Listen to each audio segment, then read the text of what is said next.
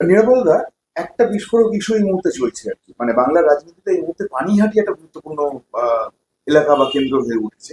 যে বিধানসভা কেন্দ্রে অভয়ার বাড়ি, যে বিধানসভা কেন্দ্রে অভয়ের মা বিজেপিতে যোগ দিয়েছেন বলে দাবি করেছেন, এবং তিনি বলেছেন যে আহ, ওই আন্দোলন যেটা সিপিআইএম করেছিল সেটা বেসিক্যালি নিজেদের স্বার্থ সিদ্ধির জন্য করেছিল। আবার এক অত্যন্ত পরিচিত চিকিৎসক তিনি আবার দাবি করেছেন সিপিএম এর ওখান থেকে প্রার্থী তুলে নেওয়া উচিত। বিজেপির তরফ থেকেও এরকম দাবি এসছে। এই ওভারঅল ইস্যুটা নিয়ে আপনি কি বলবেন? গলতানের সম্ভাবনা কতটা দেখছেন? আর এই ইস্যুটা কতটা পানিহাটিতে কাজ, মানে কার্যকর বা গুরুত্বপূর্ণ হয়ে উঠতে পারে? আপনি যদি আমাদের অভয়াকাণ্ডের এই আন্দোলনটাকে যদি আপনি চোখের সামনে নিয়ে আসেন, গোটা রাজ্যের মানুষ তাই বলছে। আমার সঙ্গে যাদেরও দেখা হচ্ছে তারা একই কথা বলছে যে আজকের মীনাক্ষী,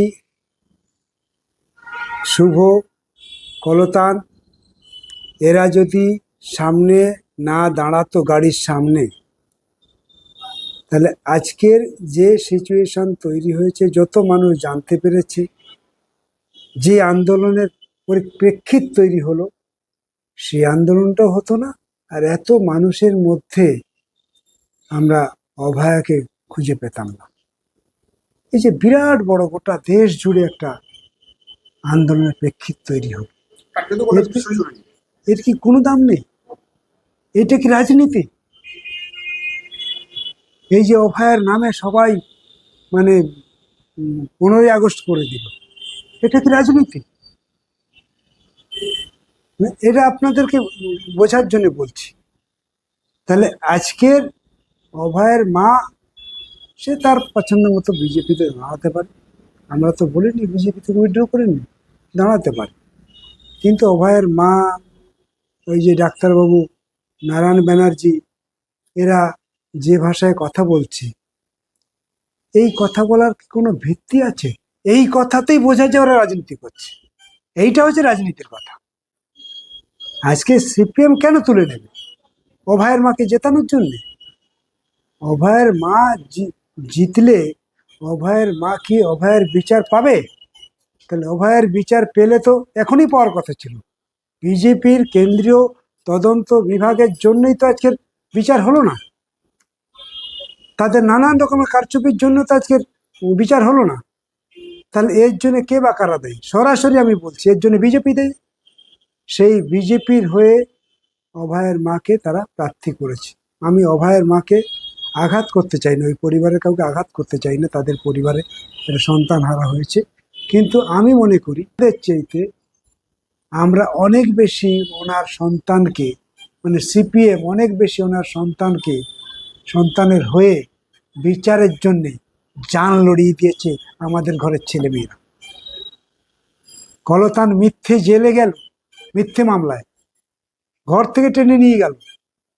কলতান স্ত্রী অন্তঃসত্ত্বা, ছেলেটাকে নিয়ে যাওয়া হলো জেলে, সেই জেল খেটে তারা ফিরে আসলো।